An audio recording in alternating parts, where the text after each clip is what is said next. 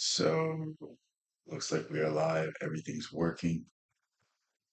Please let me know if you can't hear anything or if anything's not,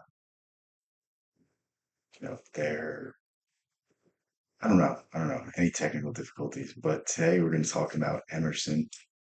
Um, I actually read an Emerson essay yesterday, and it's been a while since I picked up anything by him. It's been a while since I've studied him, and it sucks because I want to read different things, but I feel like I keep coming back to the same ideas. I feel like I keep coming back to Emerson, and for whatever reason, he just holds a particular place in my, I don't know if it's my heart or if it's my mind, but whatever it is about him, I just resonate with him the most. And today we're going to explore a little bit of his ideas. I'm going to start with a poem by him, and then we're going to go into other stuff. But yeah.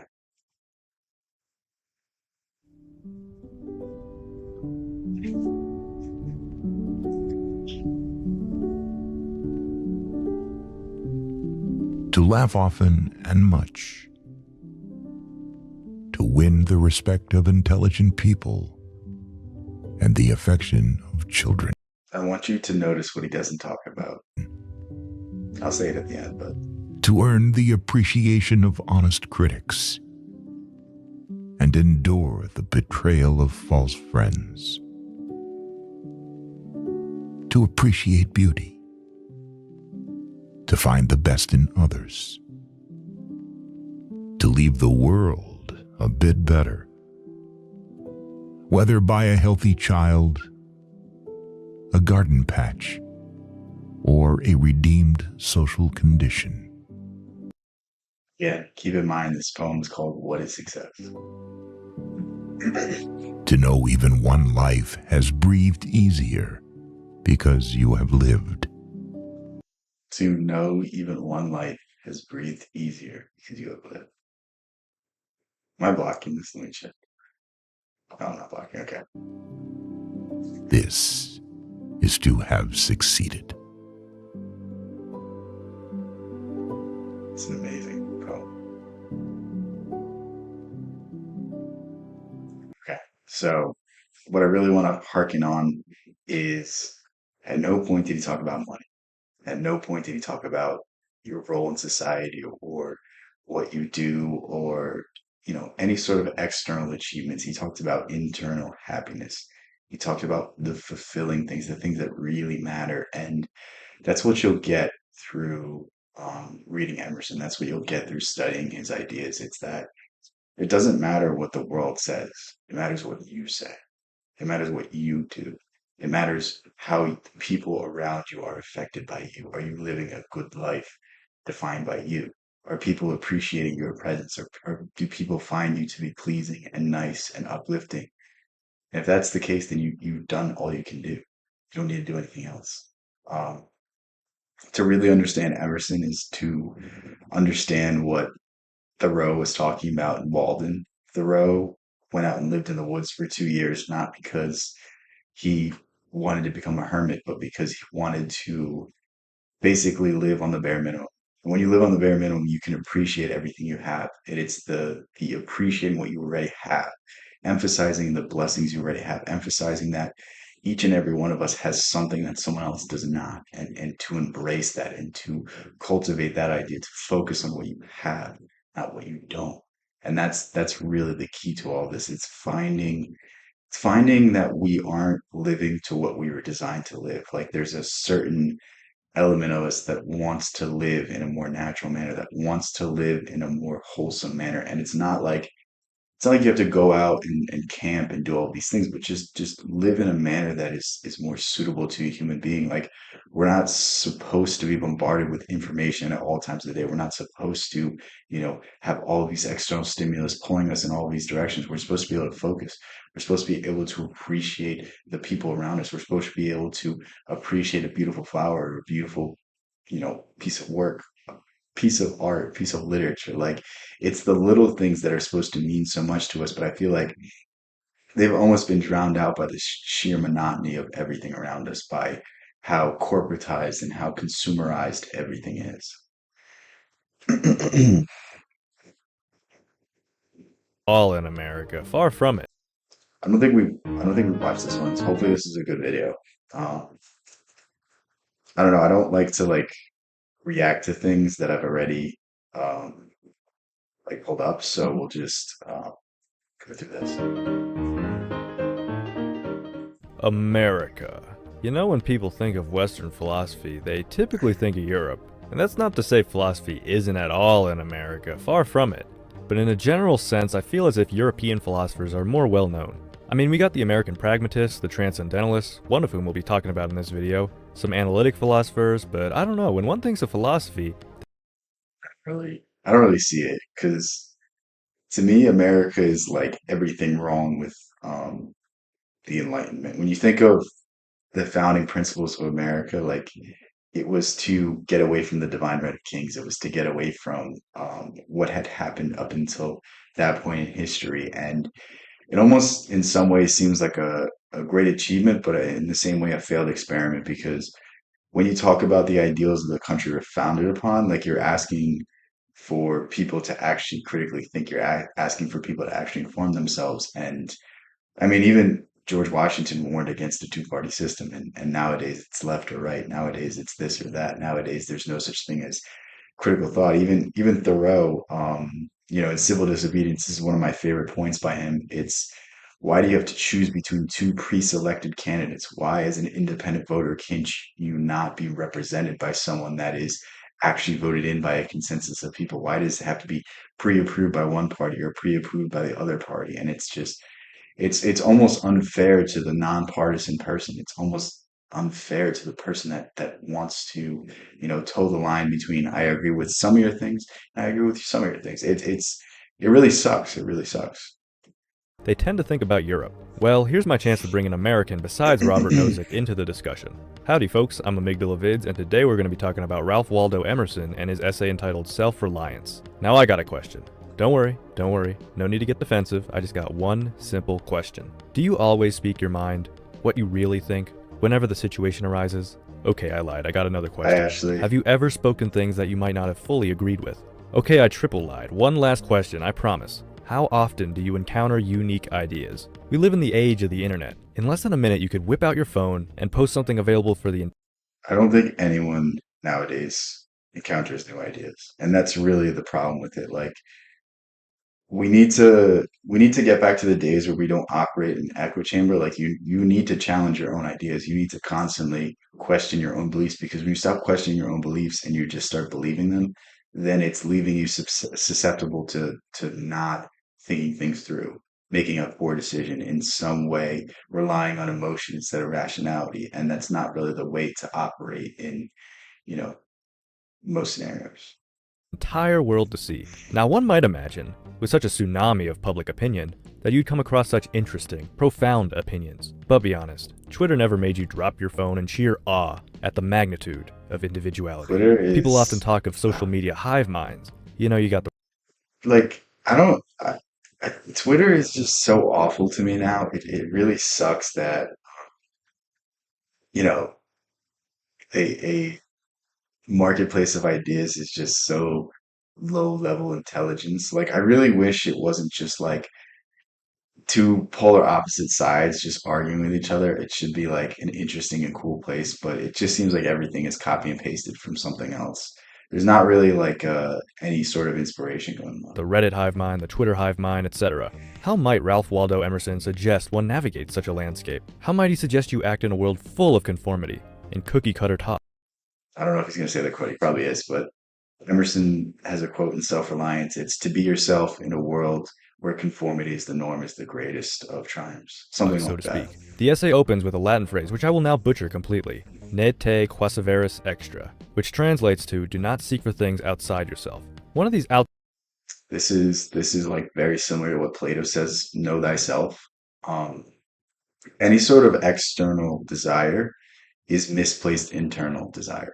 So when you want wealth, when you want fame, when you want success, these are just you telling yourself that when I have wealth, when I have fame, when I have whatever arbitrary success that I deem to be success, I will be happy with myself. I will be content with myself. When I have this, then I'll look in the mirror and be proud of who I am. I'll look at my family and I'll be like, I have a great family. But the truth is, you don't need anything outside of yourself. Anything external that you need is misplaced internal fulfillment, misplaced internal desire. And when we retreat into the self, then we find out what we really want. Outside things will become apparent as we continue on. Emerson is concerned with believing in your own opinion. To quote Emerson, "Whoso would be a man must be a nonconformist. He who would gather immortal palms must not be hindered by the name of goodness, but must explore if it be goodness. Nothing is at last sacred but the integrity of your own mind. Absolve you to yourself, and you shall have the..." I don't know if I was going to say it, but I think my favorite quote from Self-Reliance, the quote that I always come back to is, to be great is to be misunderstood. Socrates, Plato, um, I can't remember the other names he said, Pythagoras. There was like 10 names he named, but basically all great minds, all great thinkers, all great individuals throughout history were at one point misunderstood. So maybe there's something to that. And we think nowadays most of the decisions we make is for the sake of conformity. Since the age that you're in school, you're told to sit still. You're told that you can't go to the bathroom without the permission of the teacher. You can't do this, you can't do that. And it's all for the sake of conformity. It's all for the sake of stripping the individual of the thing that makes them an individual. And when we get back in tune with this, when we get back in tune with what makes us unique, this is where we have epiphanies. This is where we have great works of creativity. This is where we have people like Nikola Tesla or people like Thomas Edison or people like Einstein. Like, you can't get these kind of minds. You can't get this sort of creative people that just conform. And that's the truth of it. Like, we all have great creative capabilities, and it's just accepting the fact that, like, people are going to look at me funny. People are going to look at me weird. People are going to say this about me. People are going to say that about me. But what matters more? Being yourself or being liked? To me, I'd rather be myself. I would rather like myself than have people that I don't really consider friends, I don't really consider loved ones, say things about me. You know what I mean? It doesn't mean anything for me to win the approval of others unless I also have the approval of myself. That's really the truth of it. And that's what this whole essay hinges upon. It's like, when you live in a way that makes you happy, that's all that matters. That's really all that matters. And it's not in the sense of like hedonism. It's this in the sense of righteousness. It's in the sense of, you've always wanted to be creative. You've always wanted to be an artist. You've always wanted to do this. You always want to do that. And chasing that, it's that. It's not what we think of when we think of freedom. It's not what we think of when we think of do what that will. I don't know. I just quoted Crowley, but Suffrage of the world. He's quite poetic. I read this essay twice, and each time I was taken aback by how well he writes. We ain't See, Emerson, what he just said, he said, I read this essay twice, and I don't know if you guys can hear over the train, but you're impressed with Emerson because he packs so much information into so little words. So, like, Self-Reliance is like 14 or 15 pages. I really urge you, if you're going to read anything by Emerson, read Self-Reliance or Nature. I think those are his two best essays. Circles is probably third.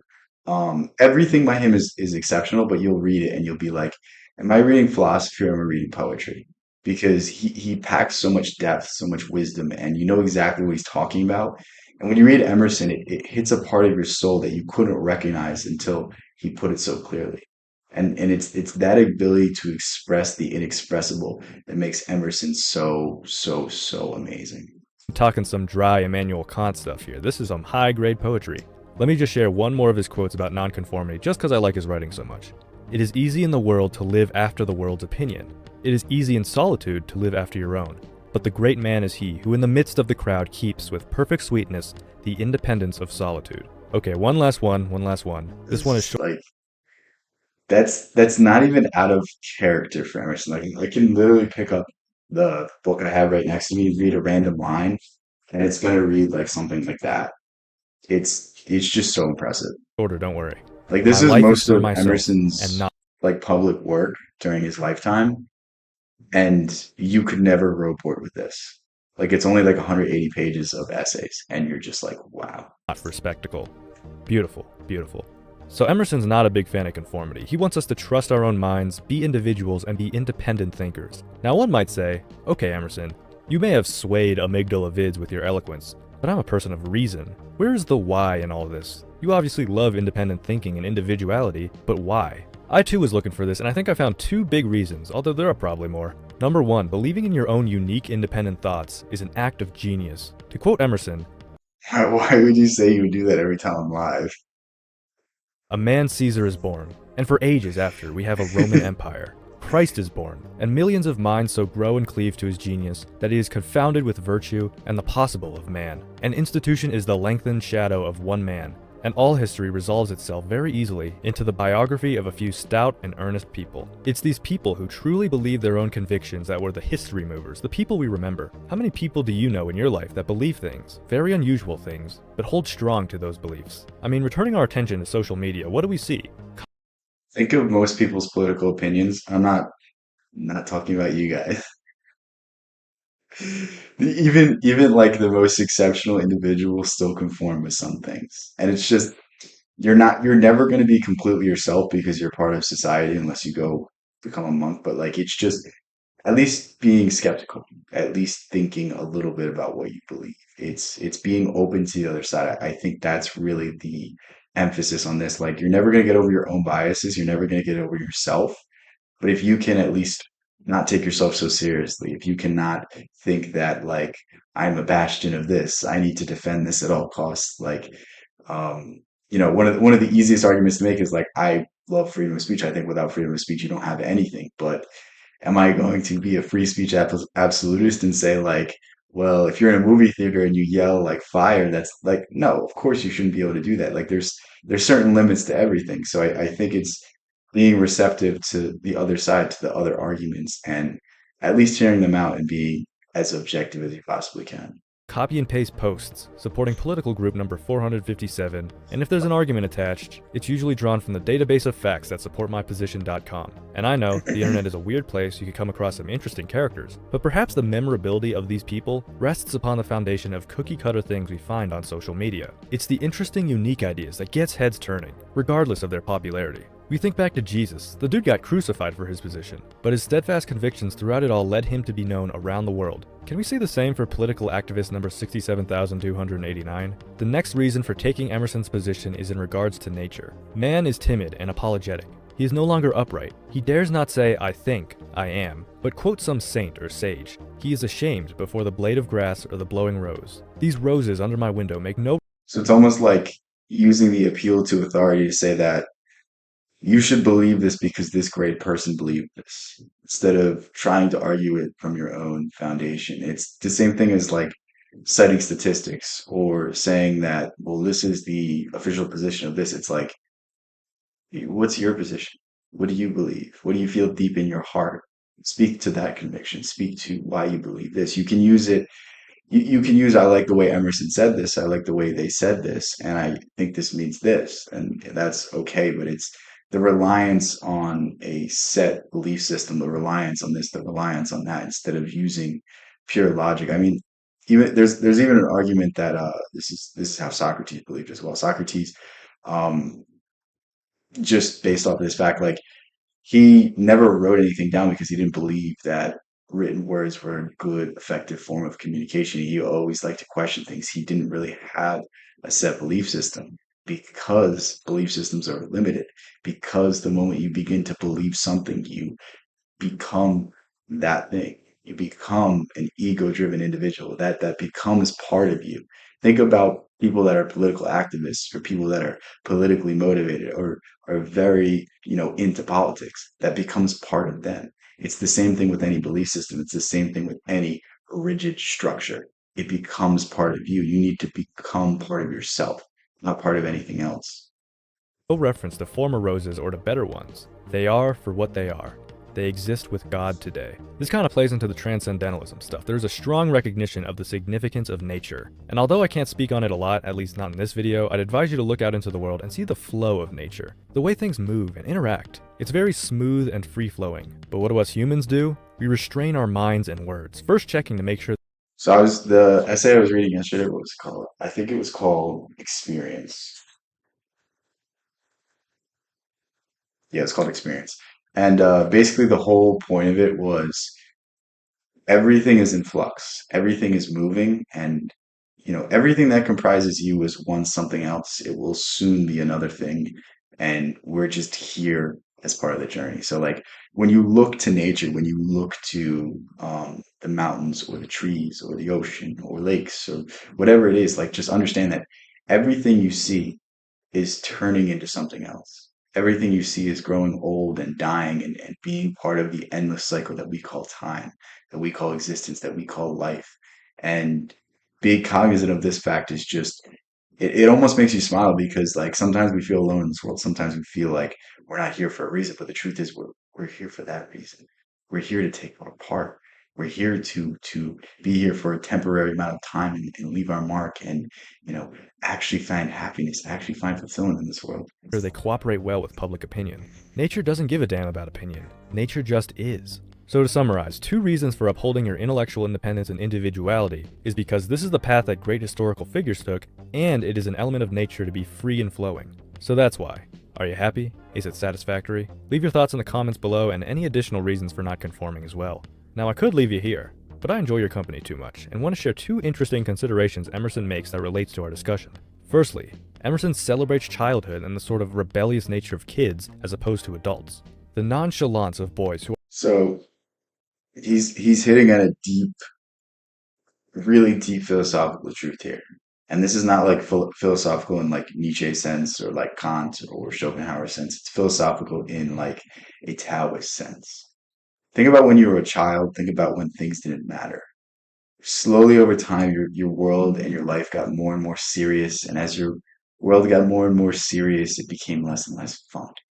The truth is that you still have that childlike energy, you still have that childlike curiosity, but you don't listen to that side of yourself anymore. You don't listen to that pure presence, that pure awareness anymore. And you've created something that makes the world unfun, that makes the world serious, that makes it something that you need to do this, you need to do that, you must do it in this way, or you're a loser, or this, or if you don't have this amount of money by this age, then you're a fit. Like we make the world so serious and it leaves us no room for fun, for happiness, for joy, for pleasure, for anything that's good.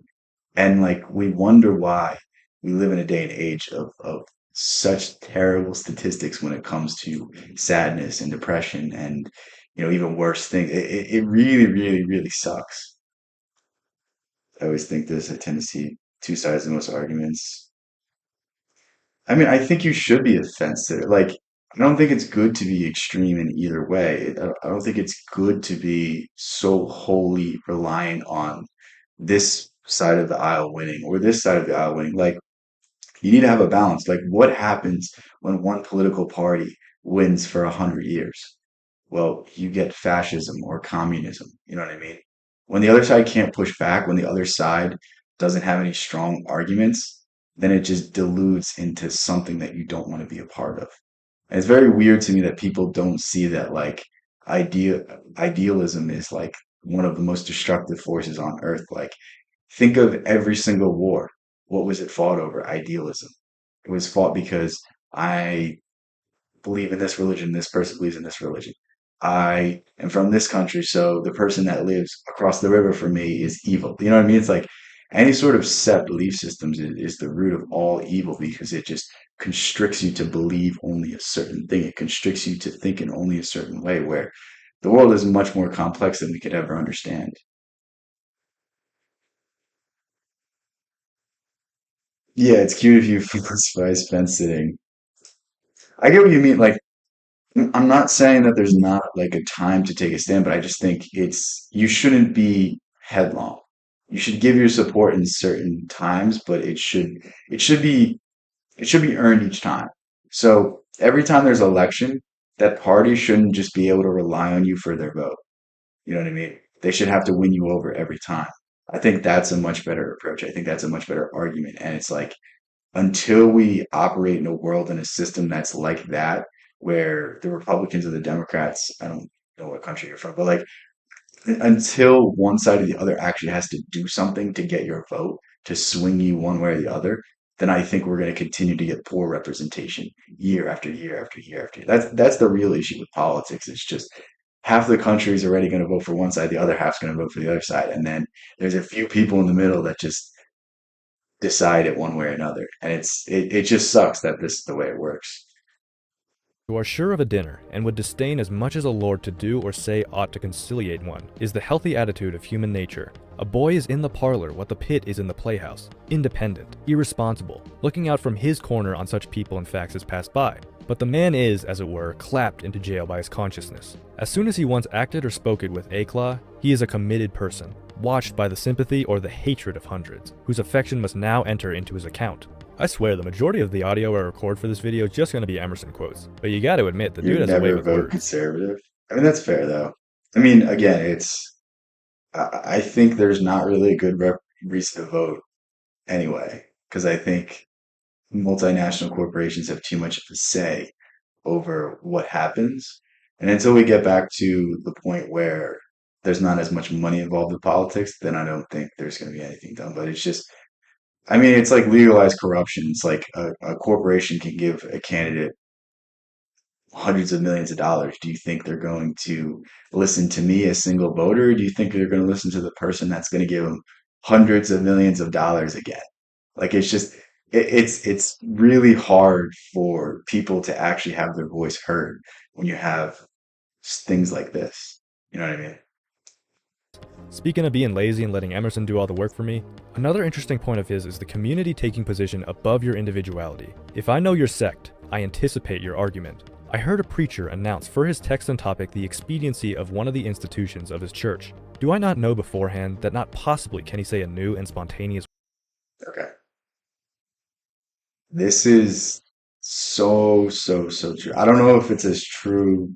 I don't know if it was I don't know if when Emerson wrote this, it was to the level that it is today, but it seems to me like I know every opinion people have based off of a few sentences of them. And it's very frustrating. Like maybe you think I'm the same, but like to be honest, I don't know what I'm going to say next. I don't know what I'm going to think next. I don't know what I'm going to be interested in tomorrow. So hopefully I'm a little different. But when was the last time you heard a nuanced take from someone that was one way? When was the last time that they, even heard the other side? When was the last time that they even considered that there was another way of doing things? And I think that's really the worst part of social media is it's basically confined people to like a set reality tunnel, a set system of beliefs that they have to run with, a set system of arguments that, oh, this should work this way because then this happens, then this. Like, it's just like, it just really sucks. You know what I mean? Because it's like, it's never been easier to study. It's never been easier to learn. It's never been easier to get information that can allow you to form your own opinion. But people will spend all day on TikTok or spend all day on Twitter getting their opinions. You know what I mean? It's like you allow other people to think for you. And when you allow other people to think for you, like you're not yourself. And that's really the big issue with most people is they're not themselves. Like if you lived in an authentic way, if you lived in a way where you woke up every single day and you were excited to get out of bed, I don't think you would struggle. No matter how much money that you didn't have, I think you would be a lot happier than if you had a mansion. And it's like, I want people to be happy first. Because if you sacrifice everything you have, if you sacrifice all of your time, all of your energy, your ability to spend time with your family, if you literally give everything away for the sake of money, in the end, it won't be worth it.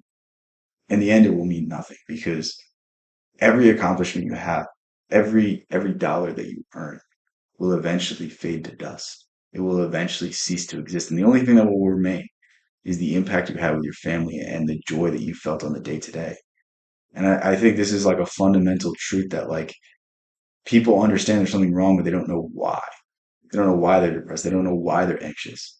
They're anxious because what their mind wants them to be is not what the soul wants them to be. The soul wants you to be whatever it is that you wanted to be when you were growing up. Live in a manner that is more childlike, that is more curious, that is more inquisitive, that is more happy, that is less serious.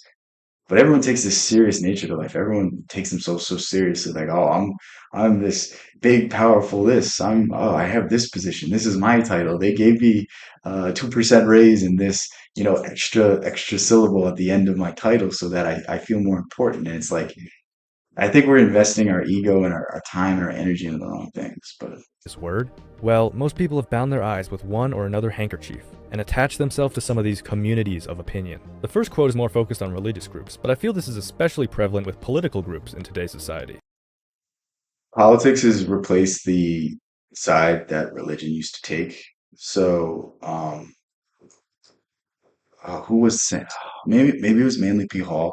I cannot remember who said this quote. It was I'm paraphrasing as well, but it's like man will replace the vacuum of God with another idealism. So like for a lot of people, it's like atheism or this or that or climate change or this politics or this politics. Like I don't really feel like going into more, but basically like they'll believe in something beyond reason.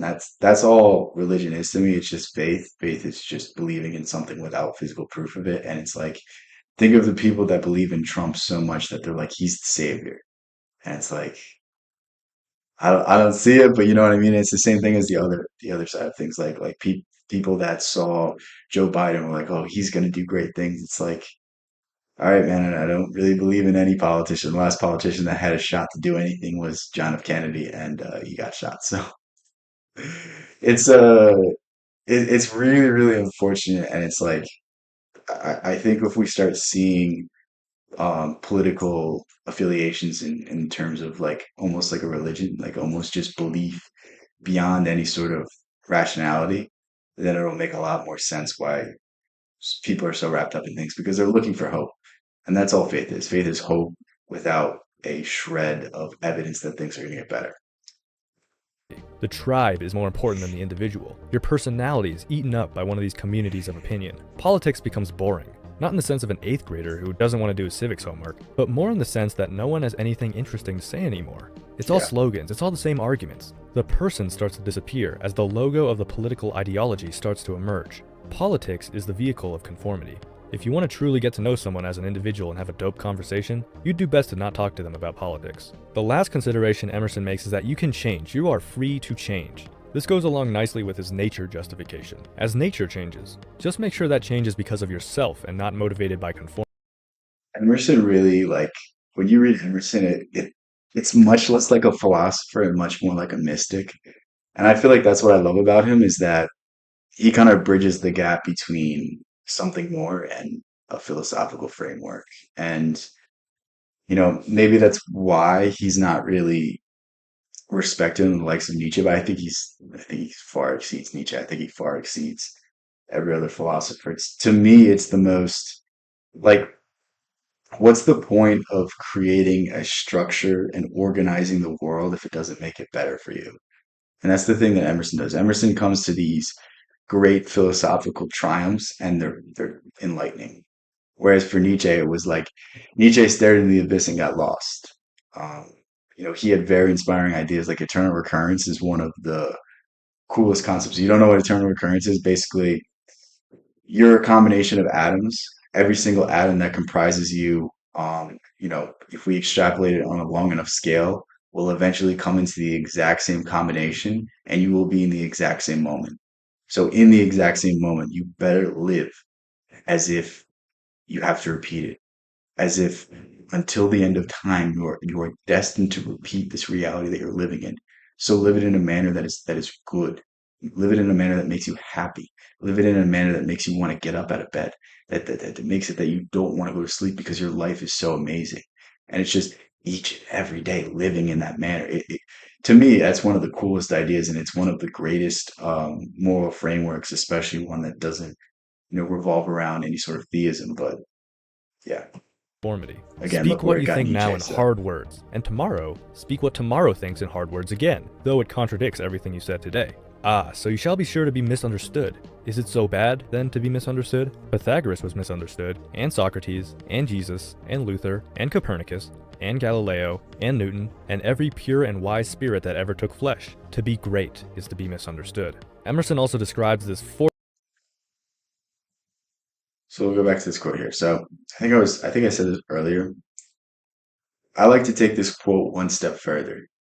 Emerson says to be great is to be misunderstood. To be great is to be yourself. That's what you'll find at the the root of every great philosophical system. This is Jungian psychology. This is Nietzsche. This is Lao Tzu. This is Buddha. This is Christianity. Like every single great philosophical system comes to this analysis. To be great is to be misunderstood, and to be misunderstood is to be yourself. Think of it in that manner and think of finding that authentic voice. Like when you wake up in the morning, do you find any resistance? Like when you're going to work, or you sit in your car and go, I don't want to be here? Because if you say that, then understand that you're actively driving a wedge between yourself and who you want to be. I'm not saying to up and quit your job that day, but I'm saying like take the steps to at least find a job that motivates you, even if it pays you half the amount. Like find something that you love to do and do it every single day. To be misunderstood. Emerson also describes this forced consistency as dragging around a corpse of your memory. Fun metaphors, right? I think the whole idea of speaking, even if you sound contradictory the next day, makes sense in this whole idea of independence here. Like if you're concerned for your own wisdom, you're gonna make mistakes. If you don't contradict yourself, then you never learn anything. The willingness to contradict yourself, the willingness to admit that you're wrong, the willingness to change your opinions is what makes you an individual. You're a robot if you say the same thing your entire life. You might as well be dead. It's the ability to change and accept change. Think about the industries that are based off of keeping someone young, whether it's, people going to Turkey to get their hairline fixed, or it's, women wearing makeup, or Forever 21. I know they just went out of business, but they're a really good example. It's like, it's Forever 21 for a reason. It's because people fear aging. It's because they fear death. But the truth is, like, I mean, this is coming from Socrates himself. We don't know anything about death. Since we don't know anything about death, why should we be afraid of it? Maybe death is the greatest triumph. Maybe on the other side, there's something amazing waiting for all of us. And like, we should be open to the fact, we should be open to the natural stages of things. Like, shouldn't we, shouldn't we at least give it a shot? Shouldn't we at least accept new challenges, accept new things? Resisting change does nothing. I think it was Heraclitus. I think that's how you say it. Heraclitus said, you never step in the same river twice, meaning that the minute that your foot goes in, that water that first touched your leg is already downstream. It's the same thing with time. The second that we're in is already past. You're always going to experience something new. You're actively dying the day that you're born. And it's realizing this fact and just going with the flow, going with things instead of resisting them. The moment a revolution stops, the moment that that revolutionary government, takes place, is the moment the new revolution starts. Like things just happen in cycle and things are in flux. Nothing is permanent. And it's like embracing this fact and being willing and open to this idea. Like new challenges, new things means new experiences. Shouldn't we want to experience everything under the sun? It's a very weird mindset that most of us have when it comes to change, when it comes to these things. But again, And rethink things. But if you're concerned for the opinion of others, then you'll want to appear smart and consistent. Well, this video got long. I usually give a recommendation to read the original text at the end of these videos, but here I really gotta stress it. It's a short read, so choose a free night, run a bath. it's like 14 pages long. It's very dense. It's very hard to read, but it's one of those things that you'll remember for the rest of your life. Like I think I read Self-Reliance 6 months ago, maybe 4 or 5 months ago. I don't remember exactly, but I love it so much. I still love it. It's still one of the greatest things I've ever read. And um, when you read Emerson, it's a spiritual experience. It's not just you reading poetry. It's not just you reading philosophy. It strikes at a part of your heart. Like you feel it in your heart. You feel like you're finding something that you've always understood, but you could never quite put words to. And it's so awesome. I really urge you to pick this one up. How long am I streaming for? 34 minutes. Um, we'll go a little longer. If I can find a short video, we'll do that.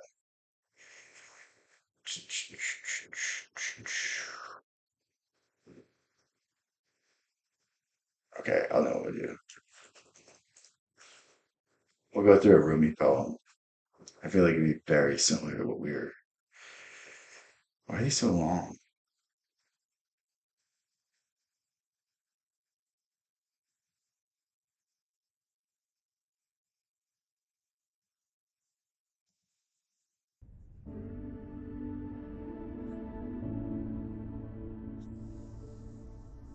Love is the astrolabe of God's mysteries.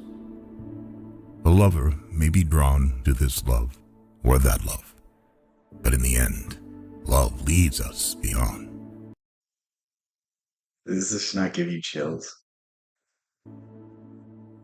I love However movies we so much. seek to explain love, when we fall in love, our words fall short.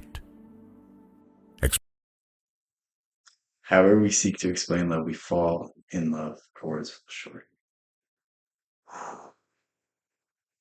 In this economy, we go to our shitty 9 to 5 jobs because we got to get those bills paid. We don't have the luxury to think like this.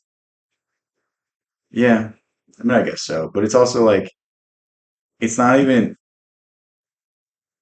it's not even that you have to make big changes. It's just you have to appreciate the things that you do have. You know what I mean? It's like, think about why you're going to the 9 to 5. Think about why you're paying your bills. Think about why, like you're probably doing it for someone you love. You're probably doing it for your family. You know what I mean? It's just reframing things. Absolutely not. You're funny. How how do you not? This is like a tremendous poem. Explanation by the tongue makes most things clear, but love unexplained is clearer. Okay. Right. Bring to your Explanation by the tongue makes most things clear, but love unexplained is clearer. How is that not? Why is my face red? It's not. Bring to your hand the practice of love. Keep concealed its mysteries, for only love itself can explain love. The proof of the sun is in the sun itself. The proof of the sun is in the sun itself. Oh my God. I love it so much.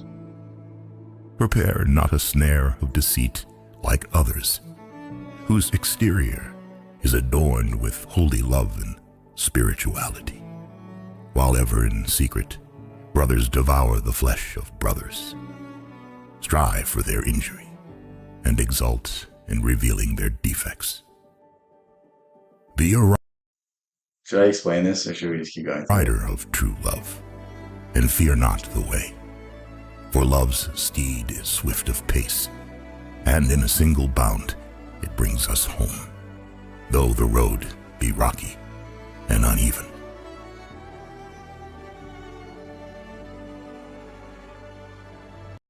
All right, we'll end it with that because I gotta go. I know it's a shorter stream today, but I'll do a longer one tomorrow, and it'll probably be earlier. So, with that said, thank you guys for hanging out with me. It's always a good time. I'll catch you in the next one. Peace out.